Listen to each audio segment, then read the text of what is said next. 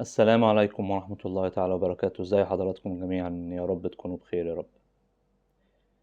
طيب يعني قبل الأسبوع الرابع كده في الدوري حبيت إن أنا أتكلم عن المصري وبيراميدز. يمكن عملنا فيديو تاني لبقية الفرق، اتكلمنا فيه على الأهلي، اتكلمنا فيه على الزمالك بشكل يعني أكتر شوية. المصري وبيراميدز وتعادل إيجابي 2-2، هل هو تعادل بطعم الفوز أو الهزيمة للفرقتين؟ بالنسبة للمصري هو تعادل اشبه بفوز، مش عشان انت اقل من بيراميدز، بس عشان انت محتاج انك متقعش. انت محتاج ان انت مكسب في التاني، انت كنت مغلوب او كنت متأخر مرتين ورجعت في النتيجة، فدي حاجة كويسة تحسب لك، معنويات كويسة للعيبة، فهو تعادل اشبه بانتصار. لان انت اثبتت ان اللي حصل اول ماتشين هو مش صدفة وخلاص، لا ده انا مكمل بشكل كويس. بالنسبة لبيراميدز تعادل اشبه بالهزيمة، انت كنت محتاج تكسب علشان تعتلي القمة. ادائك افضل من اول ماتشين، بس انت محتاج تكسب لان انت تعثرت في اول ماتش، محتاج تكسب علشان تفضل يعني تبدأ تاخد ثقة وتدخل في الموسم بشكل قوي. هنتكلم شوية فنيا في الماتش وبعدين رؤية كده مستقبلية عن الفرقتين، لان انا عايز اتكلم عن الفرقتين دول بما ان دول الفرقتين اللي في المربع الذهبي غير الاهلي والزمالك. فنيا بيراميدز بدأ بيلعب بضغط عالي، بيراميدز دخل للماتش ده افضل اكثر شراسة. عودة الشيبي من ماتش الاسماعيلي عدا منها خطورة للجبهة اليمنى، الجبهة اليمنى انت بتحاول تفضي الشيبي او تدي كرة للشيبي، الشيبي يرفع كرة عرضية. في ماتش الاسماعيلي لو تفتكروا رفع واحدة مايلي كده تحس شاطها بكتفه كده. هنا نفس الفكرة برضو، رفع واحدة يعني اكتر من واحدة في الشوط الاول، منهم واحدة وصلت لمايلي لعبها بالهيد بس عصام ثروت طلعها كورنر. آه، البيراميدز بدأ أكثر شراسة أكثر ضغطا، بدأ برضا بوبو هو اللي بيلعب 10 وقطة بيلعب جنب لاشين. ورضا بوبو بيلعب دايما لعيب بالعشرة بتاع بيراميدز لما بتبقاش بتروح له الكرة هو بيحاول يحط نفسه في المساحة اللي بين المهاجم والوينج، ما بين مايلي وعبد الرحمن مجدي مثلا. قطة في أو بوبو في مرة حط نفسه بين مايلي وعبد الرحمن مجدي في الحتة اللي هي الهاف سبيس يعني، وخد كرة طويلة من الشيبي بس كانت طويلة عليه ما لحقهاش. ومرة عملها برضه في الشوط الأول، حط نفسه بين ايفرتون ومايلي. محمد حمدي كان معاه الكرة، عمل له الكرة على الأرض وشاطها بوبو بس جت في الشبكة من بره جنب الأي. فهو كان بيعمل ايه في الشوط الأول؟ بيحاول ان هو يحط نفسه في الهاف سبيس او في المساحة اللي بين الوينج وبين المهاجم، وياخد الكرة منها من الباك سواء اليمين او الشمال. فدي حاجه. ففي كرة كانت بيعملها دايما الشيبي لما يضغط على الفريق، بس مصر ما كانش بيضغط، مصر كان بيدافع من نص ملعبه. ان لو انتوا هتضغطوا عليا هينزل الوينج اللي هو مثلا عن عبد الرحمن مجدي ويجري قطه يجري قصدي بوبو بقى في الحته دي، فيلعب له الشيبي طويله فنوصل بوبو هنا، او يجري فيستون مايلي في الحته دي. بس المصري ما ضغطش فما اتعملتش دي اكتر. اللي حاول يعمله بيراميدز في الشوط الاول هم حاجتين: ايجاد بوبو في المساحه اللي بين الوينج ومهاجم سواء الوينج اليمين او الشمال، او محاوله ان احنا نودي الكره للشيبي. احنا بنحضر لعب وبعدين بتروح الكره عند الشيبي، والشيبي يفتقد مصطفى فتحي. عبد الرحمن مجدي لعيب كويس بس مش مصطفى فتحي. مصطفى فتحي قادر انه يسيب الكرة في رجله ويدخل بيها في العمق وما تتقطعش منه بسهولة، فيجيب لعيب اتنين ويعرف الشيبي اوفرلاب وياخد الكرة، فالشيبي بيبقى عنده مساحة اكتر انه يرفع. انما الشيبي كذا مرة بيحاول يرفع مفيش المساحة الكافية، وكان بيرفع برضه. ودي دايما نصيحتي بقى لمحمد هاني او اي لاعب تاني: يا سيدي ارفع وتخبط في اللعيب اللي قصادك مش مشكلة، مع مرة هتعدي. عدت في مرات وعدت في مرة وراحت لمايلي وعمل هيد حلو. لكن عبد الرحمن مجدي دايما انا بشوف ان هو مصطفى فتحي بيبقى افضل في فكره ايه، مصطفى مع الشيبي انت خايف ان الشيبي طالع هتتلعب له، ده ممكن يخلي مصطفى فتحي يعرف يدخل ويشوط. بس عبد الرحمن مجدي انا حاسس ان هو لسه ما عندوش الحلول ولسه مش منسجم مع الشيبي قوي، فده انا حاسس ان هو قلل شويه من الشيبي في الماتش. يعني تحس ان الشيبي هو بيرفع كرات عرضيه كتير وكل حاجه، بس كان ممكن يبقى احسن لو كان مصطفى فتحي هو اللي موجود. فانت في حته انسجام كده، انسجام بين الشيبي وبين عبد الرحمن مجدي لسه مش موجوده، اثرت على الفريق بالسلب وخلت المصري يعرف يدافع في الناحيه دي كويس. الحل بقى السحري ده حل تالت بقى استخدمه بيراميدز، هو ان احنا نودي الكوره للراجل البرازيلي اللي في ناحيه الشمال ونعتمد على الحته الفرديه بتاعته. ايفرتون لما جاب الجون الكاميرا جت على دودو الجباس ويوريس تشبالو، ودودو الجباس بيعمل يوريس كده اللي هي 2. انا اظن 2 دي اللي هي دي تاني مره، لان ايفرتون في مره دخل وعمل واحده ار2 بس جت عاليه، والمره دي دخل وعملها. هو بقى قال لك المره اللي فاتت عليت مني، خلينا احطها على الارض احسن، حطها على الارض جون. وايفرتون لوحده وسط 3 لعيبه من المصري محدش عارف ياخد منه الكوره. وسؤالي لكريم العراقي، كريم العراقي لاعب ممتاز هجوميا وهنتكلم عليه، بس دفاعيا سؤال كريم العراقي، هو انت بتعمل ايه؟ يعني انت واقف بجنب غريب، وبعدين لفيت لفه غريبه وفقدت توازنك ووقعت، مع ان ايفرتون ما لمش على رجله الشمال مثلا، هو ايفرتون داخل برجله اليمين اللي هو الشيء المتوقع. يعني لما في مره في جون في الشامبيونز ليج بارسا وبايرن ميونخ، لما جيروم بواتنج وقع قصاد ميسي، هو وقع ليه؟ لان ميسي خد الكره على رجله اليمين، الحاجه اللي انت مش متوقعها. هو جيروم بواتنج متوقع ان ميسي هيحاول يخلص بشماله، فميسي عمل ايه؟ ميسي بقى خدها على يمينه، فبواتنج اختل توازنه لانه اتفاجئ، يعني انت عملت حاجه مفاجاه فوقع. طب هل ايفرتون عمل حاجه مفاجاه لما مثلا لبره؟ لا، هو داخل عادي جوه زي ما هو عادي خالص، لقيت كريم وقع. ايوه، انت وقعت ليه؟ اختل توازنك ليه؟ وانت كنت متوقع ان هو هيعمل ايه؟ ولقيته كده بيلف حوالين نفسه عشان يحاول يعدل نفسه لايفرتون، اختل توازنه ووقع. فكريم العراقي دفاعيا ضعيف جدا، هجوميا قوي جدا، سبحان الله. يعني انت النقيض تماما ما بين دفاعيا وهجوميا. عشان كده افضل فتره ليه كانت مع كابتن شوقي غريب في منتخب الاولمبي، لما كان بيلعب ب3 ورا، تداري بقى عروض الدفاع. فبالتالي بيراميدز لما كان بيعطل ابعت الكرة عند ايفرتون والحل الفردي، والحل الفردي نفعك في انك جبت جون. المصري كان بيلعب دفاع، وكان بيحاول لما يقطع الكرة اول 5 دقايق المصري كان بيقطع الكرة ويبحث عن دغموم. دغموم اللاعب اللي في اول ماتشين كان حر. المصري ما بيلعبش بونجات، على الورق هو حاطط دغموم ومنذر دول وينجين. دغموم لاعب حر بيتحرك فين ما الكرة بتكون موجودة، ومنذر بيتحرك حوالين صلاح محسن، لعيب جاي من نص الملعب. منذر ينزل كده شويه بظهره للجون يعمل معاه 1 2 او يودي الكره لواحد تالت. فده اللي بيعمله. فهو المصري ما بيلعبش بوينجات صريحه. فالمصري في اول 5 دقائق لما كان بيقطع الكره كان بيدي دغموم في واحده لعبها طويله لصلاح محسن جراه في ظهر دفاع بيراميدز، وبيراميدز محتاج قلب دفاع، لان حتى الدفاع باستثناء مرعي، انت عندك احمد سامي وعلي جبر اعمارهم كبيره يعني، بس احمد سامي لحق صلاح محسن والكره خبطت في رجله وطلعت كورنر. وفي واحده تانية برضو في اول 5 دقايق خدها دغمون، بس كان قدامه مساحه فجري بس اتقطعت منه. لما جه الجون بتاع بيراميدز المصري قرر بقى انه يبدا يطلع يهاجم. وانا اظن ان نبيل الكوكي هو ما كانش خطته انه يدافع قوي، لان حتى في الكولينج بريك كان بيتكلم، وحتى المذيع ساعتها قال لك واضح ان مش عاجبه، متضايق، بيزعق. واضح ان اللعيبه هي اللي كانت داخله لا احنا ما هنطفش او هنلعب يعني. لان المصري لما كان بيقطع الكره الرباعي الخلفي ده بيقطع ومش عارف يلاقي دجموم، كان بيلعب كره طويله وخلاص. فواضح ان هو كان في شيء ما هو كان قايل لهم عليه وهم ما كانوش بيعملوه. لما دخل الجون المصري بدأ بقى ايه يلعب بطريقه مختلفه. دغموم بدأ يتحرك ناحيه اليمين اكتر، يعني بدأ ما يبقاش حر قوي، لا هو بيلعب كأنه اشبه ما يكون بوينج يمين. ولما بيشد محمد حمدي على الخط في لعيب بيجري في ظهره، اللعيب ده يا اما كريم العراقي، وده الاغلب الوقت في الشوط الثاني كان بيحصل، يا اما في لقطتين في الشوط الاول كان محمد مخلوف. وده سؤالي الشديد بقى، طب انت ما عملتش ده من الاول ليه؟ ما انت كريم العراقي ماشي، هتجري كريم العراقي فهتسيب ايفرتون لوحده، طب جري مخلوف. مخلوف جري في لقطتين في الشوط الاول. في لقطه بعد جون بيراميدز دغموم في اليمين، مخلوف جري في ظهر الباك في الحته اللي بين المساك والباك، وكان حتى قطه يعني المفروض يرجع هنا او بيرجع في الحته دي. خد مخلوف الكرة من دغموم، لعب مخلوف الكرة لمنذر طمين، منذر حطها في القايم، فدي فرصة خطيرة جدا. في كرة تانية دغموم خد الكرة، مخلوف بيجري نفس الجرية كانت بعتها بس قطة قطعها. ساعتها في حد بره قال له هايل يا قطة او برافو يا قطة، حط من جهاز بيراميدز مش عارف بقى جده ولا مين. ومرة تانية برضو اثنوا على قطة لما قطع كرة بعدها، بس دي بالاخص قطة قطعها ودغموم رجع عمل معاه فاول. في اللقطة دي كان مخلوف بيجري نفس الجرية بس ما دغموم ما لحقش، انن فيها شويه واتاخر في الباص وما لحقش يباص المخلوف. فلو انت مش عايز تطلع كريم العراقي نظرا لان انت خايف، طب ما انت بتلعب ب3 في نص الملعب. يعني انت بتلعب بمخلوف وبتلعب محمود حماده وبتلعب بالراجل الرواندي اللي هو محطوط على الورق كانه 10 قدام الاثنين، هو مش محطوط 10، لا هم ال3 خط واحد. ما هو لما مخلوف يطلع، ما هو حماده والراجل الرواندي دول على الدايره، فانت قلقان من ايه؟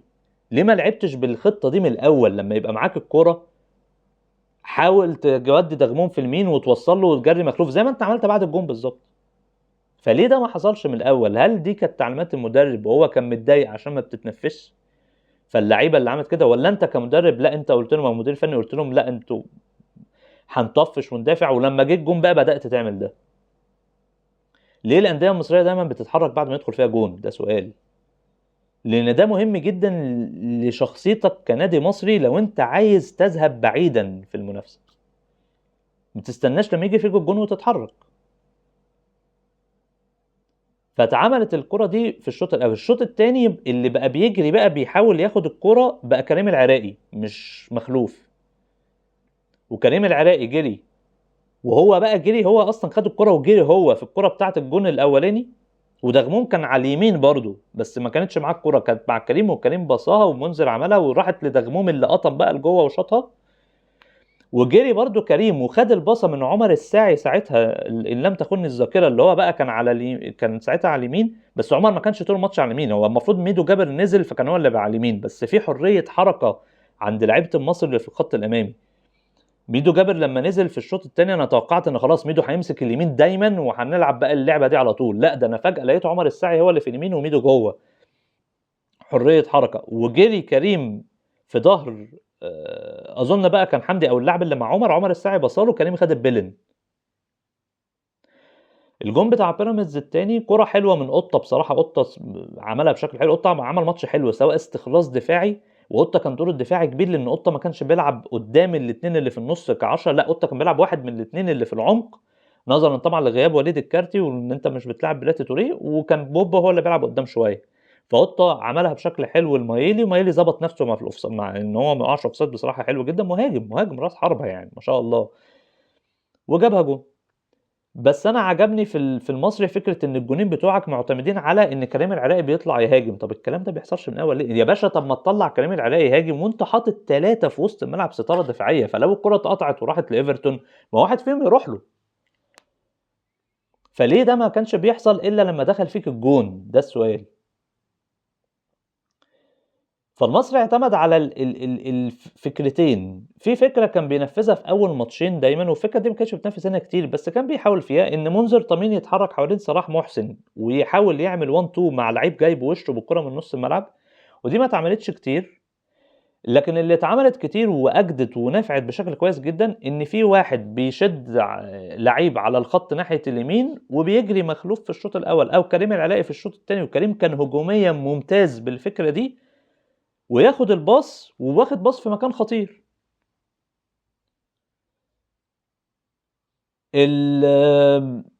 فدول الفكرتين الفنيتين البسيطه. انا مش عايز اتكلم فني كتير في الماتش، بس انت قدرت ان انت بفكره فنيه بسيطه ترجع في مباراه تاني. الجون بس التاني بتاع المصري برضو عايز اتكلم فيه على حاجه. الجون التاني بتاع المصري هو جاي من خلال ان احمد علي عامر نزل، انت بدات بقى تشيل لعيب انت خرجت اظن محمود حماده ونزل احمد علي، لعيب بقى ممكن هجومي شويه، عمل باص صلاح محسن عمل حته كده برجله، باصه الكره لورا كده باصه، يعني هي الجون. هو صلاح عمل الحاجه اللي كان منذر طمين بيعملها لما بينزل منذر وبيلعب مع لعيب النص صلاح، بس من غير ما يبقى ظهره جون، صلاح عملها وهو بيجري. هو عمل الحاجه اللي كان منذر بيعملها عملها صلاح في اللقطه دي، ان هو اشتغل حتى مذيع قال لك هو اشتغل كمحطه تقريبا، هو في الجون ده او في كره تانية قالها يعني. لما طلع منذر بقى صلاح هو المحطه، بقى هو اللعيب اللي ممكن يحاول يسند الكره لواحد من النص يعمل 1 2 او يباصيها لواحد تاني. احمد علي بصاها، صلاح عملها كده واحده اظن الدغموم، وراحت الكره بعد كده لعمر الساعي، وعمر الساعي الفكره كلها في اللمه اللي هو لمها برجله الشمال، يعني عمر استلم بيمينه لم برده الكره بشماله، صلح لنفسه حلو وشاطر. عمر الساعي لعيب كويس واتظلم في الاهلي مما لا شك فيه، وسنا صغير والراجل ده اتظلم في الاهلي بصراحه. ف يعني مش عارف، يعني انا مش عارف مستقبلا هيبقى مستقبله في الاهلي عامل ازاي، بس دي نقطه هتاخدنا لفكره ان انا عايز اتكلم شويه عن النادي المصري وعن حظوظ النادي المصري. في بعض الناس بتقول لك بعد ما كسب اول ماتشين الدوري بقى ننافس على الدوري.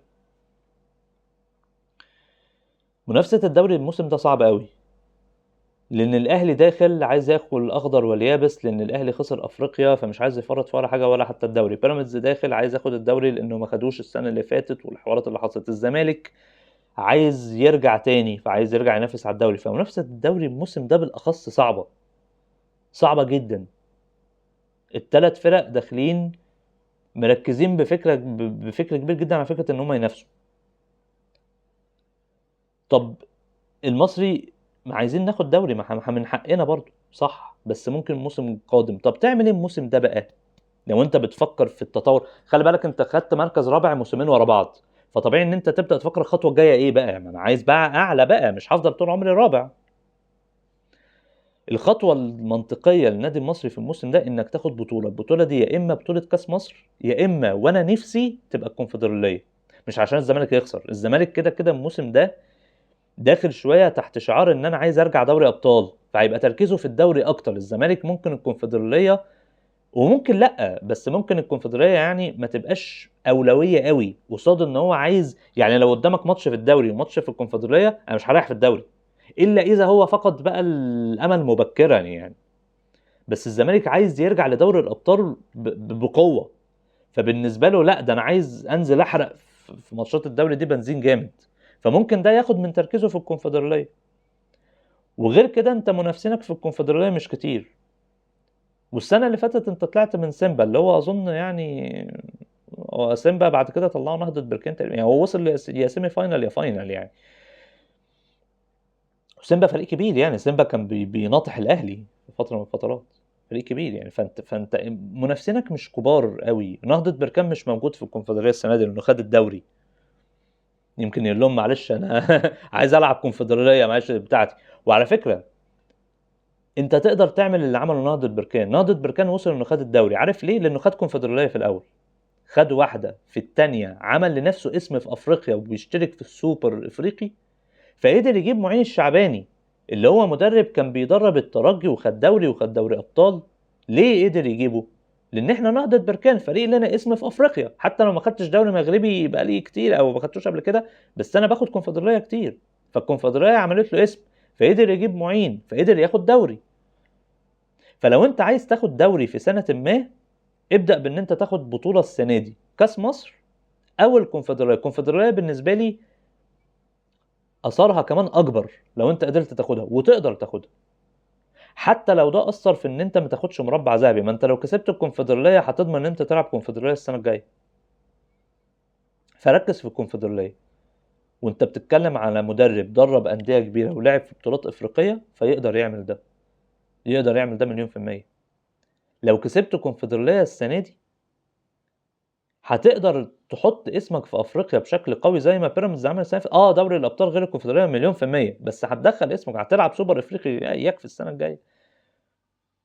تقدر تحسن نوعيه اللعيبه الاجانب اللي بتجيلك. الاجانب اللي بيجوا مصر في منهم كويسين وفي منهم بصراحه يعني الراجل الرواندي اللي في نص الملعب ده بصراحه يعني انا شايف ان هو مش احسن حاجه يعني. لا يفرق كثيرا عن صمادو اللي انت جبته ووديته سموحه ده.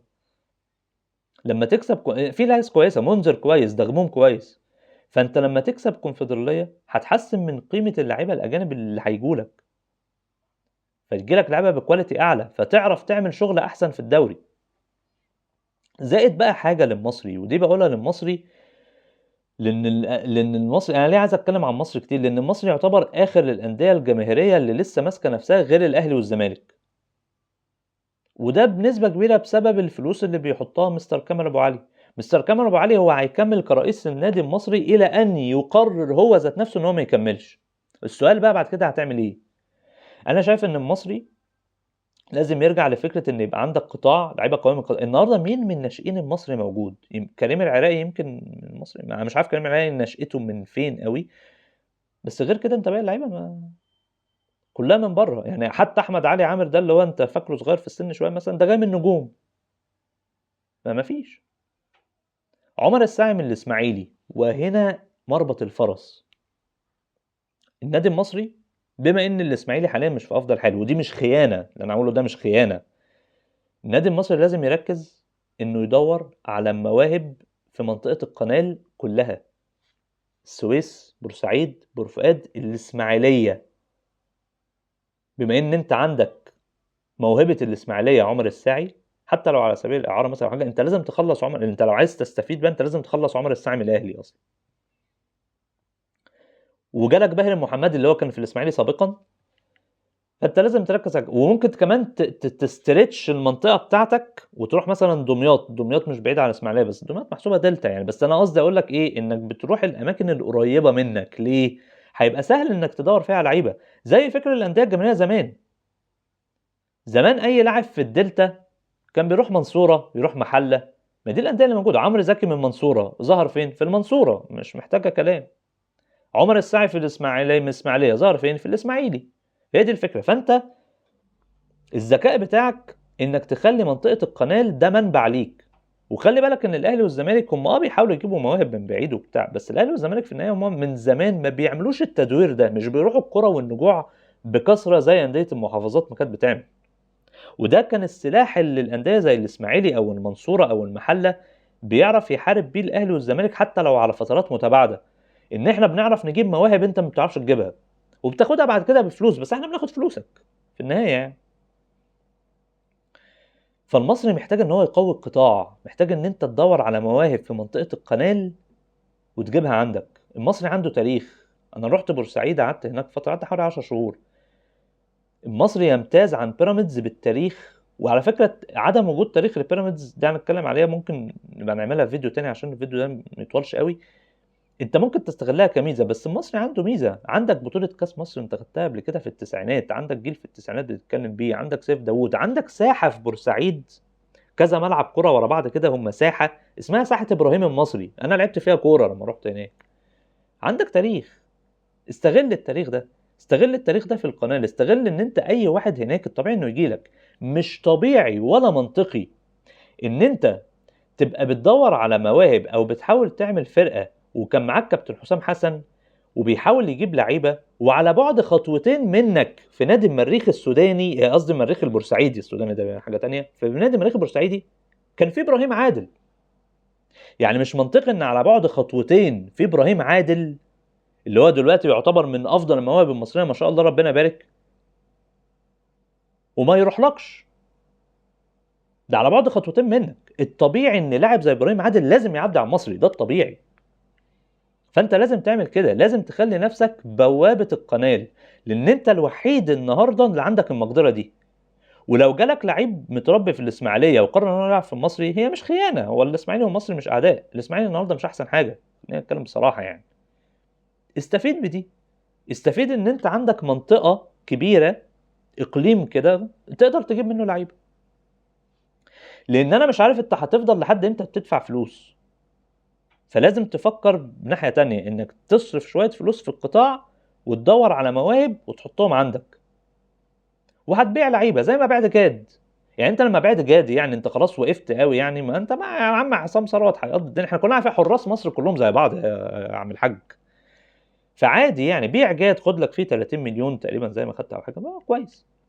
والله لو جالك بعد كده احمد علي عامر ده جالك في صفقه، جالك في دغموم، جالك في بس يبقى معاك بدله، تبقى عامل الواجب بتاعك، سواء سكاوتنج على مستوى افريقيا فتجيب لعيب زي ما جبت منذر، ولو انت واخد الكونفدراليه هتعرف تجيب لعيبه احسن، او سواء ان انت بتبحث عن المواهب اللي عندك في البلد او في المنطقه الجغرافيه اللي انت فيها وبتجيبهم. فلازم تحاول تعمل ده، لازم تحاول تشتغل على ده. في شخص في النادي المصري انا ما اعرفوش، انا ما اظنش هو مستر انا اظن مستر كامل ابو علي هو بيضخ فلوس. في شخص ما بقى بعد كده هو اللي بياخد القرارات الرياضيه. الشخص ده بياخد قرارات كويسه. الشخص ده جاب منذر، الشخص ده جاب نبيل الكوكي، الشخص ده بياخد قرارات كويسه.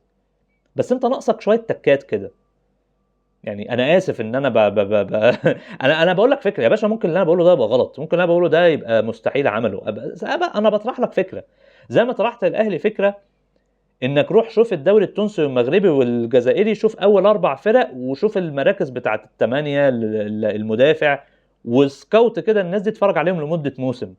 انت ليه ما تعملش كده؟ حتى لو هتعمل كده مثلا في الفرق اصحاب المركز الخامس والسادس يا سيدي، مش اول 4 لان هو مثلا هيبقى بفلوس اكتر شوية. ابدأ اتفرج على اللعيبة دي، وواضح ان لعيبة شمال افريقيا بتنجح عندك كويس. انت كمصري لعيبة شمال افريقيا والجزائريين بينجحوا عندك كويس، حلو. من النهارده ابدا اتفرج تاني في الدوري الجزائري وشوف الناس اللي طالعه هناك اللي انت ممكن تجيبها، عشان لو دغمون جالك فيه فلوس كويسه وبعته، لو منذر جالك فيه فلوس كويسه، هو منذر مش حلو قوي زي دغمون بس لعيب يجي منه، لو جالك فيه عرض وبعته يبقى معاك بديله جاهز. التانية بقى ناشئينك يا باشا، يا باشا انت معاك خط قناه كامل، اي لاعب فيهم هيجي لك النهارده لان انت اكتر نادي فايق، مفيش حد غيرك في الحته دي. كل الناس اللي بتروح تلعب في السويس مش من السويس اصلا يعني فانت عندك السويس وبورسعيد وفؤاد واسماعيليه، وزي ما بقول لك لو عرفت تروح دمياط هي ساعه من عندك، لو عرفت تروح كمان هناك انت عندك كل دول تجيب منهم لعيبه، هتجيب لعيبه كويسه، مواهب كويسه في قطاع الناشئين، تنعش قطاع ناشئينك تاني، فيبقى عندك اسماء تقلل من صرف الفلوس بتاعك شويه. ولازم تبدا تفكر في ادخال كمان مستثمرين اخرين. نيفرلاند اللي هو المشروع بتاع مستر كامل، يعني هو مستر كامل ابو علي لما جه يحط حاجه لوجو على التيشيرت عمل ايه؟ حط نيفرلاند اللي هو مشروع. بورسعيد على فكره فيها رجال اعمال تانيين كتير، لان هي في المينا في ناس كتير شغاله في الهدوم وفي كل حاجه، ففي رجال اعمال كتير. الناس دي ليه ما تدخلش وتاخد فلوس بدل ما تحط نيفرلاند بقى السنه دي حط حاجه تانية تبع في ناس هناك معاها فلوس. فلازم تفكر ازاي تدخل مداخيل تانية غير مستر كامل ابو علي ذات نفسه. هتبقى من بيع اللعيبه، فعشان تبيع اللعيبه لازم بدلاء يبقوا جاهزين، وهتبقى من رعايه من ناس تانية، او يا اما لما مستر كامل يقرر انه ما يكملش هيبقى رجل اعمال اخر يدخل يكمل، بس ممكن ما يبقاش عنده نفس الفلوس يعني. فانت ممكن تبدا تاخد منه النهارده فلوس في صوره رعايه، انت نادي جماهيري يعني في ناس بتتفرج عليك، يعني ممكن تبيع التيشيرت بالمساحات دي، تعرف تبيعها ولو يا سيدي مش بمبالغ قد مبالغ الاهلي والزمالك، بس انت مش محتاج تجيب نفس فلوس الاهلي والزمالك، انت محتاج تجيب فلوس تمشي لك انت الدنيا. والعب على الكونفدراليه، ده رايي. تقدر لو امنت بحظوظك فيها، ولو انت عارف فعلا ان انت معاك فرقه كويسه ومعاك، وبدات بقى تدخل. انت احمد عيد لعب الماتش الثاني اللي انت كسبته برضه 3 ولعبت الماتش ده حلو قوي برضه، احمد عيد دخل لعب، كريم بامبو دخل لعب، هتدخل اللعيبه بتاعتك اللي موجوده على الدكه في الروتيشن، عندك بقى اللعيبه بقى مصطفى ابو خير مش عارف مين، الناس دي هتدخل. ممكن في الدوري ما تجيبش رابع، بس لو خدت الكونفدراليه الف الف مبروك، انت كده هتلعب السنه الجايه كونفدراليه برضه، وعملت اسم لنفسك في افريقيا كبير، هتعرف تبيع بيه وتعرف تشتري بيه لعيبه كويسه. وده قد يؤدي اللي انت عايزه بقى، الهدف الاكبر والاسمى، ومش بهرج، ان انت ممكن تاخد دوري بس كمان كام موسم مش دلوقتي. انما مش علشان كسبنا ماتشين يلا بقى ناخد الدوري، لا ما بتمشيش كده. كان بتروجيت في فتره من الفترات كان بيبقى دايما اول 6 اسابيع هو اول الدوري، بيحصل ايه في الاخر؟ الاهلي بياخد الدوري عادي جدا. كان بتروجيت خده بقى، وكان ساعتها بيلعب في السويس، وكان تقريبا في ناس في السويس ممكن تكون بتشجعه يعني. بس دلوقتي لا، مفيش، انت اللي موجود في السويس وانت اللي الناس هتشجعك. استفيد بالموضوع ده، ابني قاعده ناشئين، فكر انك تاخد الدوري، بس تحطها خطه، حول الحلم الحقيقه ازاي، حط له خطه تنفيذ. مش هاخد دوري السنه دي، ما نضحكش على بعض، ممكن اخد كونفدراليه او كاس مصر، حتى لو كونفدراليه صعبه حاول في كاس مصر. ممكن انت محتاج ترفع بكاس البطوله دي علشان تكلل الفلوس اللي انت بتصرفها دي، تكلل مجهودك والفلوس. وبعد كده استفيد بجماهيريتك، النقطه اللي عندك ومش عند غيرك. بيراميدز، سيراميكا، البنك، كل ده ما عندوش النقطه دي، انت اللي عندك وما زلت واقف على رجلك شويه الحمد لله، استفيد بيها. عندك تاريخ، عندك بطوله كاس مصر في التسعينات، هات الناس تتكلم مع الناشئين، الناس اللي لعبت في البطوله دي هتتكلم. عفت نصار اللي لعب عندك، بدل ما هو طالع بيتكلم في كلام غريب في التلفزيون، هاته يقعد يتكلم مع الناس كان ناشئينك عن بطوله كاس مصر. حمد ابراهيم غيرهم كباتن مع حفظ الالقاب يعني. هات الناس، لو عمرو الدسوقي كان موجود تقريبا في البطوله دي في القايمه ممكن عندك ارث. بيراميدز لسه بيبني ارثه، انت عندك ارث ولو مش كبير، بس عندك ارث، عندك تاريخ، عندك ابراهيم المصري بتاريخه، وعندك ناس كتير. اعمل له ساحه باسمه ويستحق. استفيد بده بان انت تخلي اي لعيب موجود على خط القناه اللي عايز يجيلك قبل ما يروح لنادي تاني، هو عايز يجيلك، هو شايف نادي جماهيري شعبي عنده ارث، عنده استقرار مادي، فانا مش هاخد اكتر فلوس في الدنيا بس انا ضامن اخد فلوسي. لان الموارد الماليه بتاعتك مع دخول رجال اعمال تانيين ومع دخول فكره بيع اللعيبه هتبقى موجوده، وهتباع. لو انا في النهايه عايز اروح اهلي زمالك بتاع، هبيعك مش مشكله، هاخد فيك فلوس كويسه وابيعك وتروح للخطوه اللي بعدها، ما عنديش مانع. الاسماعيلي عمل ده سابقا، خد دوري، اعمل كده. بس هي دي الفكره، دي نصيحتي للنادي المصري. ارجو ان هم الشخص هو بيفكروا كويس في الكوره، بس ارجو ان الشخص اللي بيفكر في الكوره يزود شويه التكات دي، يحاول ان هو يفكر فيها، والله ممكنه مش بعيده يعني. واتمنى فعلا الخير للانديه الجماهيريه. انا بحاول اتابع المصري والمحله والاتحاد والاسماعيلي، فعلا هو المصري الوحيد منهم اللي انت عندك امل ان هو يعمل حاجه شويه في الموسم ده. المحله نتائج ممكن بيتعادل مش بيخسر، بس في النهايه في الاداء مفيش حاجه. فنتمنى الخير للانديه الجماهيريه يا رب، بجانب الاهلي والزمالك، لان محتاجين الانديه والجمهور ده يرجع. حتى لو يا سيدي اللي بيحضر 2000 3000 يا سيدي، يا سيدي لو اللي بيحضر شويه كده قاعدين قد كده بيدفوا بعض في المدرجات، يا عم حلوين يا عم، احسن ما انا بقى سامع صوت اللعيبه في الملعب عمالين يزعقوا لبعض من كتر الفراغ اللي موجود. فنتمنى الخير يا رب للانديه الجماهيريه كلها. شكرا جزيلا لحضراتكم. ويمكن ما اتكلمناش عن بيراميدز، انا عايزين نتكلم عن بيراميدز برضه، بس ممكن في حلقه جايه ان شاء الله نفصلها نتكلم فيها عن بيراميدز. بس انا حبيت فعلا اتكلم عن النادي المصري، اديله حقه، لان النادي ده بقاله كام سنه بيحاول يستقر في مكان كويس، بس لازم تفكر الخطوه الجايه ايه، وتبقى الخطوه الجايه دي فعلا مش وهم، لا هي حاجه انت حاطط لها خطه عشان تحاول تنفذها. شكرا جزيلا لحضرتك.